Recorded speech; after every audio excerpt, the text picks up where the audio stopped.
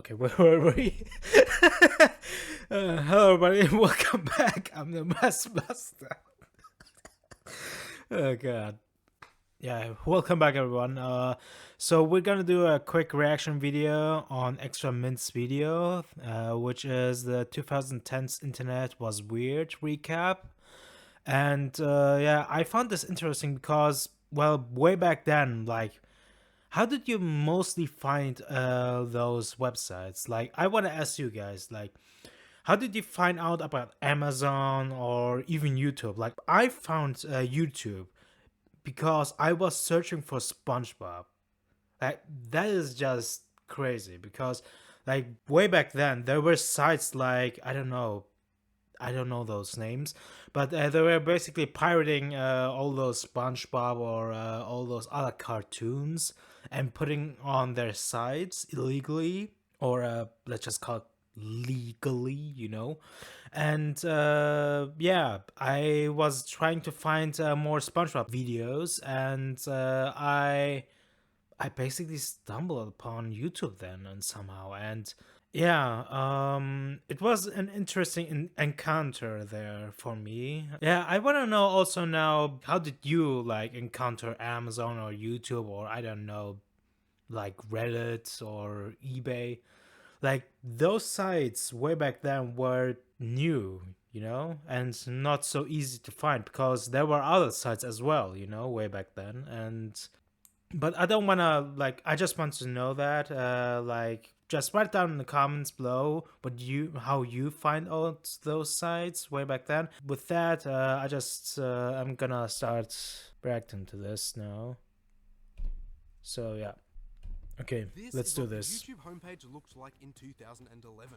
Rooster Teeth, Smosh, and Minecraft were at the top of their game, alongside things like Yeah, I remember way back then, Smosh. We recently dug into Goddamn. the stranger side of the 2010s, but there was a lot we missed out on.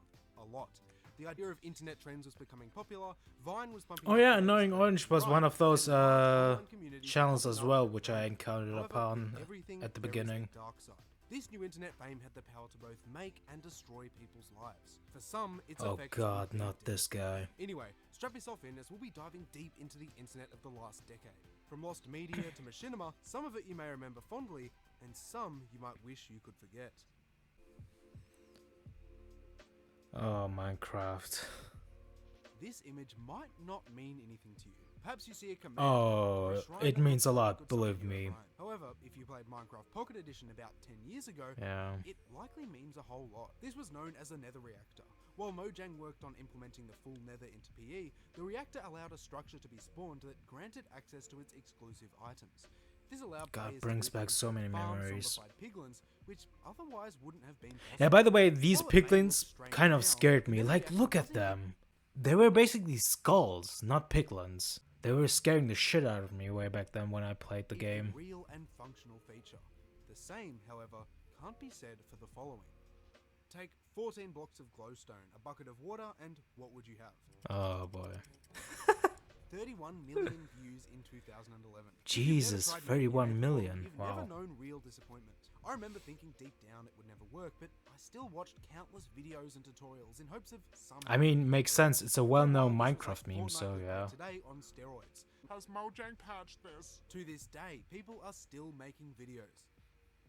Truthfully, the Aether Portal rumors were nothing compared to the one and only Herobrine. Even now, you'll be surprised to hear how deep the rabbit hole actually goes. On July 31st, 2010, a Minecraft forum user called Flaky shared a disturbing story. After listening to Music Disc 13, a player supposedly came across an entity with glowing white eyes. Attached to the comment was this screenshot. About a similar image would appear on 4chan that you've probably seen before. Along with this came details of a human-like entity that stalked the player from afar, making itself known by building sand. By the way, kind of crazy story. Way back then when Herobrine was still a thing, you know. Well, it's still a thing, but was more popular.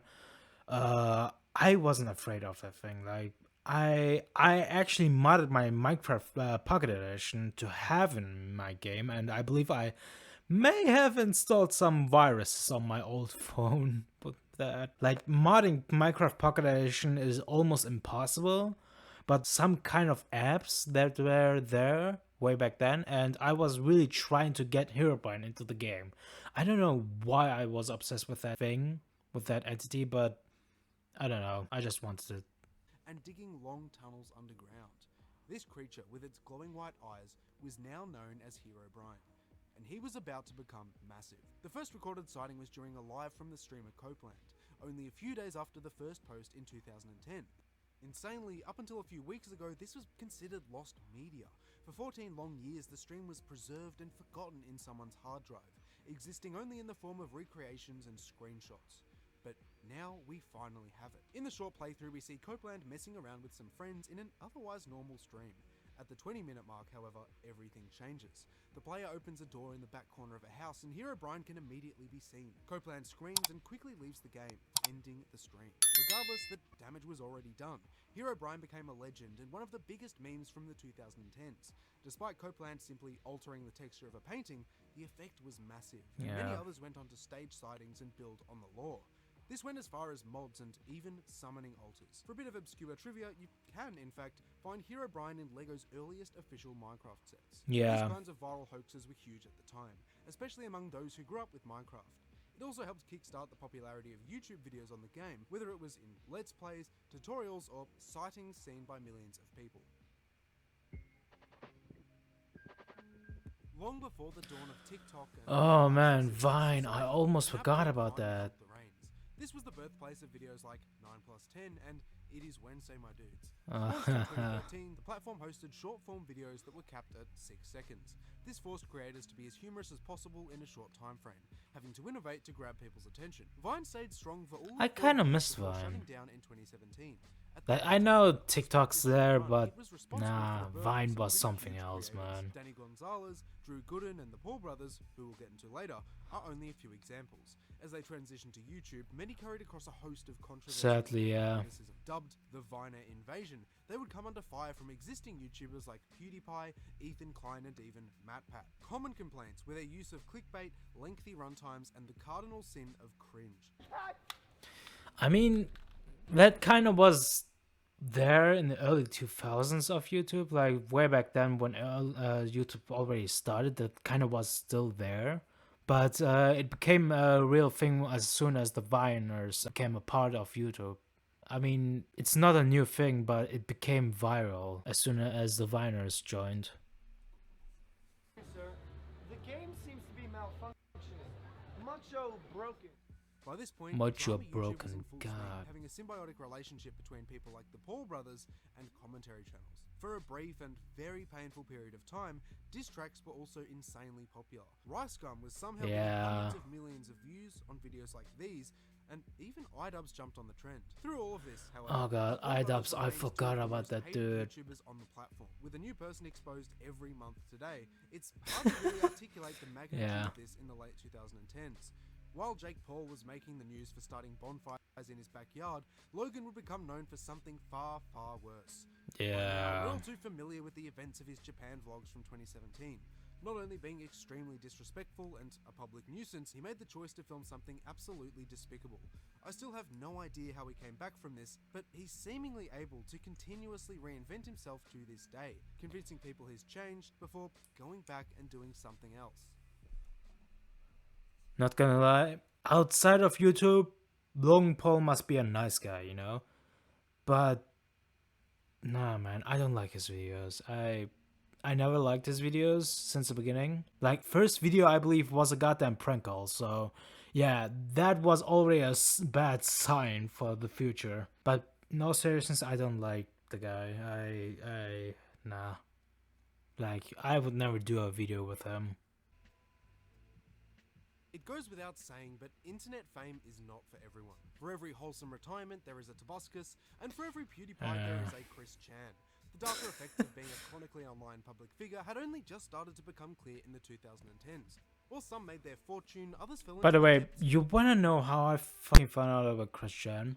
I was going through some sites, and God, I was looking at some Sonic videos or stuff, and from my web browser, and I basically saw him in his room with a pillow. That's all I'm gonna say.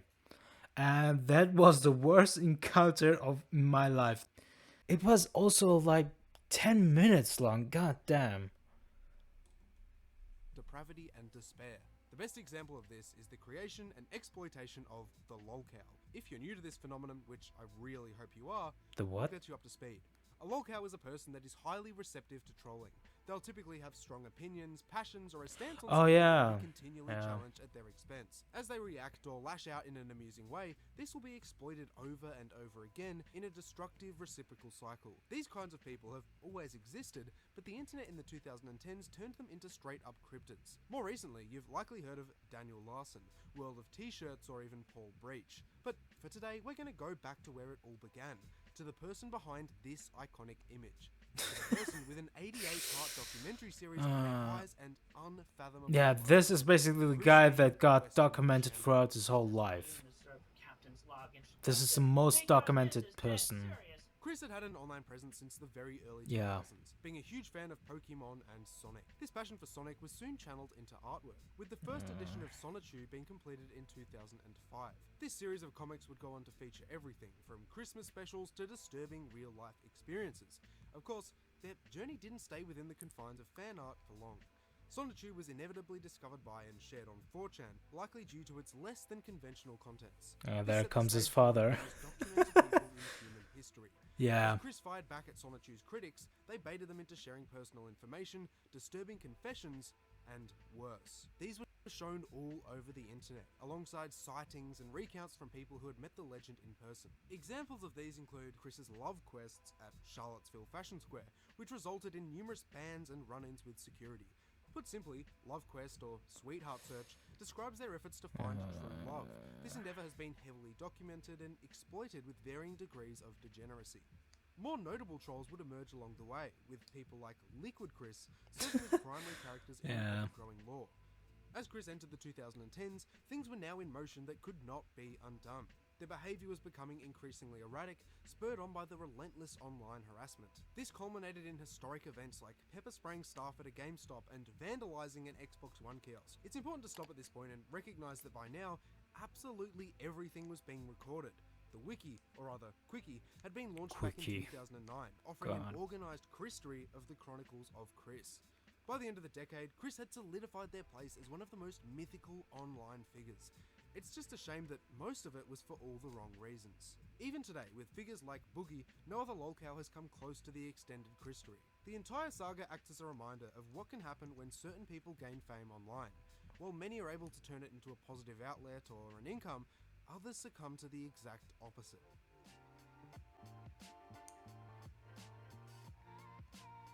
Stuff. From Lego stop motion to the Asdorf movies, animation used to be a massive niche on YouTube. I used to binge creators like Keshin8 for hours, watching videos like Lego Black Ops and Battle of the Brick. Oh yeah, I remember That's those. known as Brick Films, Lego themselves had endorsed them from the very beginning. Back in 2005, they released one called Revenge of the Brick, before going on to host competitions a few years later. When people figured out you could make and distribute these for free on YouTube, things really got rolling. Forest Fire 101, Tom Joe Twins, and Zach MG are some of many names you might recognize, using software like Stop Motion Pro and Dragonframe to bring minifigures to life.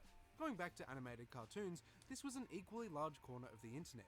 Stick figure animations, memes, and more all shared a similar style, with many achieving certifiable virality. The most notable of these is the Asdorf movie series. Starting as a webcomic by Thomas Ridgewell, or Tomska, the first entry was uploaded to YouTube in 2008. By 2012, he was multiple videos 2008, millions of wow. views deep.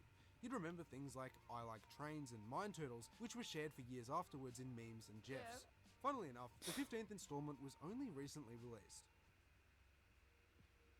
It's no secret that the internet was a lot different in the 2010s, at least compared to the way it is now.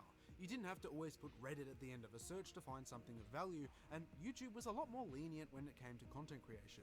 While you had the more obnoxious side with unsavory prank videos, cool things like machinima, stop motion, and user-made cartoons were still viable and popular forms of content.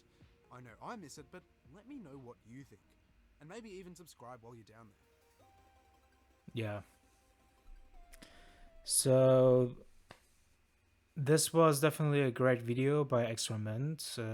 I will also link this video down in the description below, of course, so you may check it out for yourself. I think I'm gonna end this now here as well, guys. If you like this video, then please give it a like, and if you want to follow more of my stuff, then of course subscribe and click on the bell to get notified for my newest videos.